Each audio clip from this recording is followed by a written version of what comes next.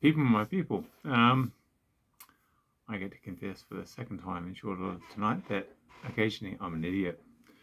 The reason why this has not gone to air early on Thursday morning is because I did a cleanup of my computer, didn't I?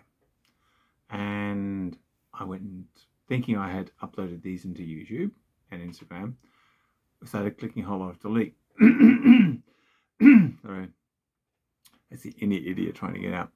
And then I ran a program called Crap Cleaner, which basically gets the crap off your computer. And because these things were already deleted, they were in my rubbish bin on my computer, and bang, when I went looking for them, realizing that the gin on review of oolong tea, which is actually the extra, was only present, and none of the main review present. It was a bit too late. I'd been comprehensively an idiot, at least as often as what my ex-wife will call me. So this is a long review of Flowstate's craft gin. So this baby, and Uncle Dan Murphy in Melbourne certainly has this in the shops. So it's their craft gin. I've already read the bottle, and it says that there's citrus in here, a fair bit of citrus, Australian citrus. Now, I will have an Aspie moment right now. Get it out of the way. Lime and lemon are not Australian citruses, okay? They're not indigenous citruses. There are, in the original version of this, there was a list of about 40 indigenous Australian and New Guinean citruses. Finger lime being just perhaps the best well known. If you want to, in my opinion, if you want to go saying that you have Australian citruses or Australian raspberries, Australian fruit in your gin, then you go and choose the indigenous versions of it. And there are plenty of indigenous citruses that apparently evolved here. My botany reading, and I did study botany a long time ago, back when this was a brunette. And there are native raspberries. So there are citruses in the genus family Rutaceae. There are plenty of Rutaceae here. The citrus genus is functionally represented in the Australian indigenous flora, and there are at least 2 native raspberries.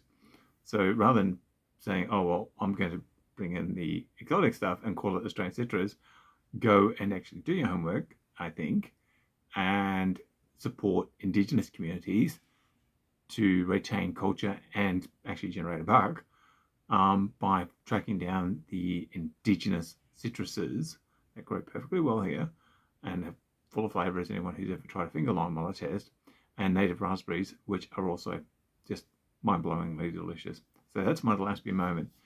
It's got citrus in it, but they're citrus limon and the grapefruit, which the species name doesn't come off the top of my head. They're actually exotics. So that's my Aspie moment. Thank you for tolerating the Aspie moment. Now let's get on to the gin, now that I've soothed the Aspie.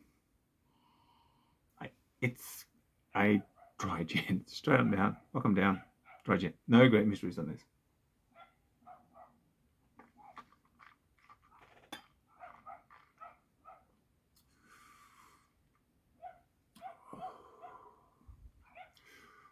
Yeah. There's absolutely no mystery. The juniper's forward. There is plenty of coriander. There is the citrus I've just had a rant about. The Australian coastal daisy, which isn't tea there, it's in the genus Illyria, which is the same genus of the daisy bushes you'll actually see up in the hills east of Melbourne. And I think for most of temperate or subtropical Australia, it's been a while since I looked at genus Illyria, and these botanists are known to mess with things, and more likely what I called an Illyria 20 years ago is more likely no longer Illyria. So it's got native botanicals in there. Citrus isn't amongst them. The pepperberry is not that strong, but that's fine. I mean, we don't all happen to be organic based Navy strength gin, which has got several shovel loads of pepperberry in. So let's see how this baby mixes. I'm at the end of a small bottle, so I dare not waste a drop. And this is really good. then Murphy's has the big one, and you can always get it from the distillery. Go down to Torquay, pet, and help the locals happy. Sound of happiness. Smell of happiness is for about the 4th time, confirming this is indeed a dry gin. And the last of this baby pulls a swan dive straight into my glass. Oh, and thank you very much for the wonderful people who are subscribing and following the following stakes as I record this. There are 300 plus people who have seen the wisdom and just made my day by following on Instagram. And I think you should too, because there is that giveaway. So I'm going to drink this with Cuppy Dry, Australian tonic water. Makes perfect sense. Australian gin. Let's go try an Australian tonic water. Sorry. Yep, just getting this baby up. Now, it's had an ice cube sitting in it. It's been sitting in an ice cube. Nice and cold. Cut a little bit better than half to half. Because I've got next week's review to do this evening. And I don't want to be half cut as much as I may like to. Because most certainly summer has arrived in Melbourne. Thank God. It is so nice to bitch about the heat.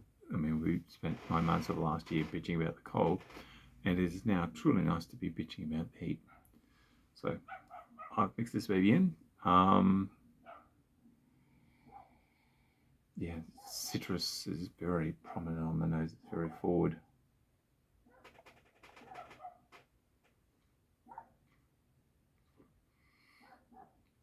Oh, this is the Surf Coast, Torquay, Bells Beach area, right through to possibly Peterborough, which is the I'm forgetting them. Oh God, senility strikes. The 12 Apostles begin that part of the coast. It's the whole Always region. On a bright sunny summer's day, and life is damn good. It's at least as good as when you're drinking Bondi and you're in Sydney.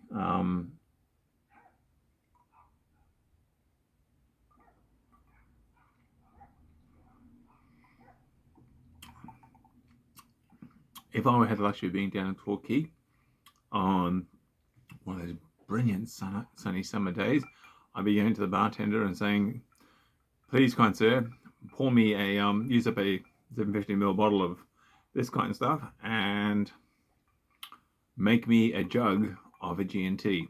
And this would just be the perfect way to spend the afternoon. And I would not like to be just taking a big bottle of it by myself.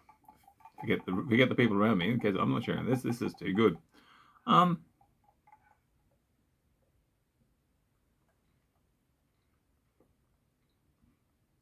Don't pair it with food. Fish and chips would be too oily. Sorry.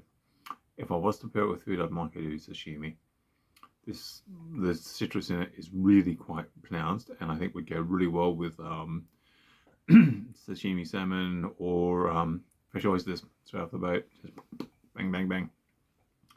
Because the citrus in this way, I think, would really combine extremely well with the saltiness and the seainess of fresh oysters. Oh yeah, God, that could make a mess of an afternoon, I tell you. And I accept invites to go down to Torquay if you get me down there, and I will eat oysters with you and break my vegetarianism. It's the sacrifices I make because you're my people. This has been the review of Flowstate's craft gin. Sorry for it being late, because as I say, every once in a while I'm an ass. Despite the fact I may look like one's behind, and I promise not to be so late. Well, hopefully not for a couple of weeks. I'll catch you around. Thanks for watching. Have fun. Be naughty. Drink good gin.